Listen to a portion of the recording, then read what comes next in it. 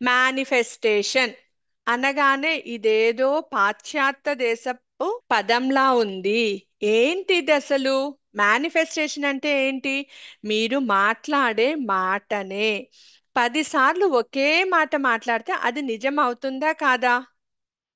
చెప్పండి. నిజం అవుతుందా కాదా? మీ అందరికీ తెలుసు కదా, ఎవరికైనా ఒక కష్టం వచ్చింది అంటే ఆ కష్టం గురించి 100 సార్లు మాట్లాడతారు కానీ దాన్ని తీర్చే మార్గం ఇది ఉంది అనేసి ఎవడైనా ఒక్కసారైనా మాట్లాడతారా? మాట్లాడతారా? మాట్లాడరా? సో మీరు 10 సార్లు ఒకే పదాన్ని ఒకే విధంగా మాట్లాడుతూ ఉంటే అది మేనిఫెస్టేషన్ అని అంటారు. అందుకే మాటే మంత్రము. మీరు మాట్లాడే ప్రతి మాట మంత్రంతో సమానం. మీ పేరు మంత్రంతో సమానం.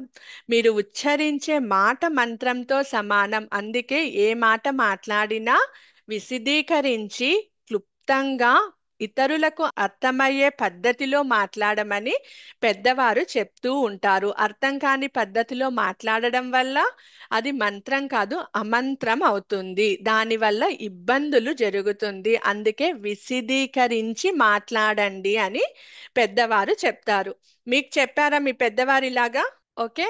సో పెద్దవారు చెప్పిన విషయాన్ని అందుకే ప్రతి ఒక్కరూ నేర్చుకోవాలి. అంటే ఇప్పుడు మీకు అందరికి మేనిఫెస్టేషన్ అంటే అర్థమైంది కదా, ఇక్కడెక్కడ మంత్రాలు మాయలు ఏమీ లేవు. జస్ట్ మీరు మాట్లాడే మాటనే పాజిటివ్గా దివ్యత్వంతో మాట్లాడడంతోనే మీ మాటే మీకు రిజల్ట్ని విజయవంతంగా ఇస్తుంది. దాన్నే మేనిఫెస్టేషన్ అని అంటారు. ఓకేనా? అండ్ అలానే పూజార్ల దగ్గరికి వెళ్ళామంటే ఏం చేస్తారు? ప్రతి ఒక్కరూ ఆశీర్వచనం తీసుకుంటారా? ఎందుకంటే వాళ్ళు ఎప్పుడూ మంచి మనసుతోనే ఆశీర్వదిస్తూ ఉంటారు. మంచి మాటలతోనే ఆశీర్వదిస్తుంటారు. ఒకవేళ వారి మనసులో అది లేకపోయినా మాట ఉంది కదా, ఆ మాట బయట వచ్చినప్పుడు అది ఆశీర్వచనమే అవుతుంది. కాబట్టి ప్రతి నిత్యము వాళ్ళు ఎవరినో ఒకరిని నిత్యంగా ఆశీర్వదిస్తూ ఉంటారు. కాబట్టి వాళ్ళ ఆశీర్వాదాలు మంత్రాలు లాగా పనిచేస్తుంది.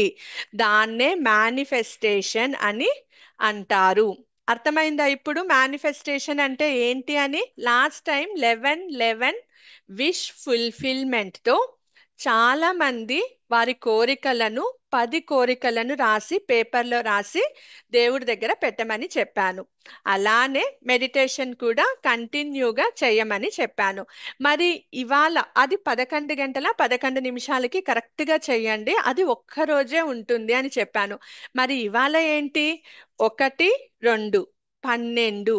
మరి ఇది ఎన్ని రోజులు ఉంటుందంటే ఇది రివర్స్ అయ్యి 2 1 అయ్యేంత వరకు, అంటే 10 రోజులు మీరు ప్రతి మాటని పాజిటివ్గానే మాట్లాడుతూ ఉండాలి. మంచి మాటలే మాట్లాడాలి. మాట వరసకి కూడా చెడు అన్న మాట మీ నోటిలో నుంచి మీ మనసులోకి కూడా రాకూడదు. అలా ఎవరైతే చేస్తారో ఖచ్చితంగా వారు అనుకున్న కోరిక విజయవంతంగా పూర్తి అవుతుంది.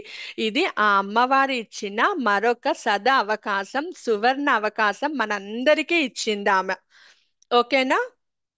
అలానే కొంతమందికి డౌట్ వచ్చింది, మరి ఈ మేనిఫెస్టేషన్ అంటే మనము ఎప్పుడెప్పుడు చేయాలి, ఎలా చేయాలి? మాసిక ధర్మంలో చేయొచ్చా, సూతకంలో చేయొచ్చా, లేదా నిద్రపోతూ చేయొచ్చా, నిద్ర మేల్కొని చేయొచ్చా, ఈ 10 రోజులే చెయ్యాలా, ఆ తరువాత చెయ్యకూడదా అంటే ప్రతిరోజు మనము నిజమే మాట్లాడితే ఎందుకు ఈ 10 రోజులు మనకు కష్టం అనిపిస్తుంది చెప్పండి? అవునా?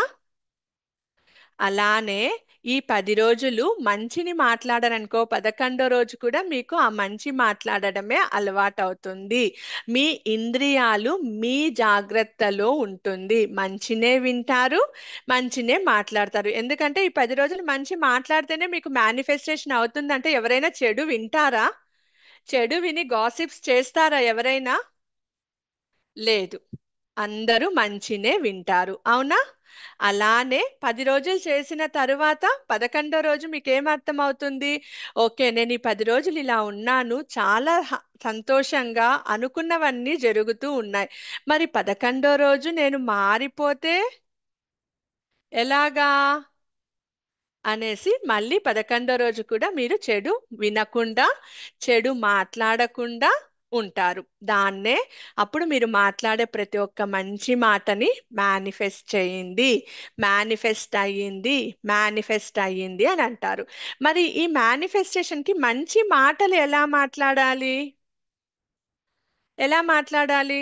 నాకు అప్పులు తీరిపోవాలి అనడంలో అప్పు అన్నది నెగటివ్ వర్డ్. అవునా? కష్టంతో కూడుకున్నది. అప్పులు తీరిపోవాలి, అప్పులు తీరిపోవాలంటే మీరు నొక్కి పలుకుతున్నది ఏంటి?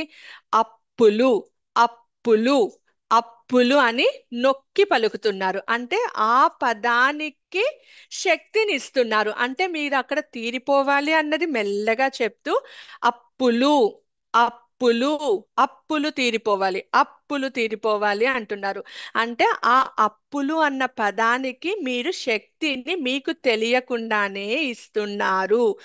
కాబట్టి అప్పులు తీరవు, పెరుగుతాయి. దాన్ని మీరు ఎలా మార్చాలి? నేను తీసుకున్న వారి దగ్గర నుంచి ధనాన్ని నేను సంతోషంగా తిరిగి వాళ్ళకి ఇవ్వడానికి సిద్ధంగా ఉన్నాను. మరి నాకు ధనాన్ని సంపాదించే మార్గాన్ని చూపించమ్మా. నేను సంపాదించిన ధనాన్ని ఇవ్వడానికి నేను సిద్ధంగా ఉన్నాను. రెండు సెంటెన్సెస్కి అర్థం ఒకటే, కానీ చెప్పిన విధానం వేరు. ఫస్ట్ది బాధతో చెప్పారు, సెకండ్ది మీ పైన మీరు నమ్మకంతో, ఈ విశ్వాన్ని ఏలుతున్న అమ్మవారి శక్తికి నమ్మకంతో మీరు చెప్తున్నారు. రెండిటికి డిఫరెన్స్ ఉందా? ఉందా లేదా? అలానే ఇంకొకరు ఏం చేస్తారు? ఎదురుగా ఉండేటప్పుడు మంచిగా మాట్లాడతారు. వాళ్ళతో మీ శత్రువులే మీ ముందు ఉన్నారనుకో, వారితో మంచిగా మాట్లాడతారు. కానీ వెనక్కి వెళ్ళి ఏం చేస్తారు? వారి గురించి తప్పుగా మాట్లాడతారు. సో అక్కడ వాళ్ళ గురించి మీరు ఆలోచించి ఆలోచించి ఆలోచించి మీ యొక్క దివ్య శక్తిని వాళ్ళకి పంపిస్తున్నారు. వారి యొక్క చెడు శక్తిని మీరు స్వీకరిస్తున్నారు. అవునా? అలానే చదువుకునేటప్పుడు కొంతమంది ఎగ్జామ్స్ అప్పుడు పిల్లలు అడుగుతారు, రే నువ్వు ఎగ్జామ్స్కి ప్రిపేర్ అయ్యావరా అంటే, ఆ ఏమయ్యానులే, ఏదో చదివాను. చదివే ఉంటారు కానీ ఏదో చదివాను, రేపు ఎగ్జామ్ క్వశ్చన్ పేపర్ ఎలా వస్తుందో ఏమో, అందరూ కష్టంగా వస్తుంది అంటున్నారు, నేను పాస్ అవుతానో అవ్వనో అనేసి మనం చెప్తాం. అవునా? చెప్పగానే అది మీ మనస్సులో, మీ సబ్ కాన్షియస్ మైండ్లో సేవ్ అయిపోతుంది. ఒక్కసారి కాదు, 10 సార్లు అదే చెప్తారు. ఎందుకంటే మీరు చదివారు అని చెప్తే ఇతరులు మీకన్నా ఎక్కువ సమయం చదువుతారేమో అన్న ఆలోచనతో, మనసు ఇచ్చే ఆలోచనతో మీరు ఏదో చదివానులే, నాకు మాత్రం ఏం తెలుసు పూర్తిగా అనేసి అంటారు. మరి అప్పుడు మీరు చదివింది నిజమా, అబద్ధమా?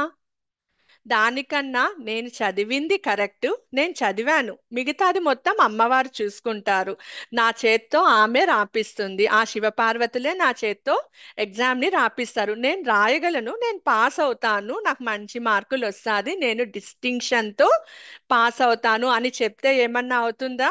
నిజాన్ని నిక్కచ్చిగా చెప్పారంటే ఎవ్వరు మన దగ్గరికి రాలేరు. ఓకేనా? కాబట్టి ఎప్పుడు నిజాన్ని మాత్రమే మాట్లాడాలి. ఆ నిజమే మీకు మేనిఫెస్ట్ అవుతుంది. ఎప్పుడైతే తప్పించుకోవాలి అన్న దాంట్లో ఆ ముసుగులో అబద్ధాన్ని చెప్తారో, ఒక అబద్ధానికి 100 అబద్ధాలు చెప్పాలి. అవి మేనిఫెస్ట్ అయ్యే కొద్దీ మీకు కర్మలు మీ చుట్టూ తిరుగుతూనే ఉంటుంది కానీ తగ్గదు. మీ అందరికీ కర్మ సిద్ధాంతం బాగా తెలుసు కదా?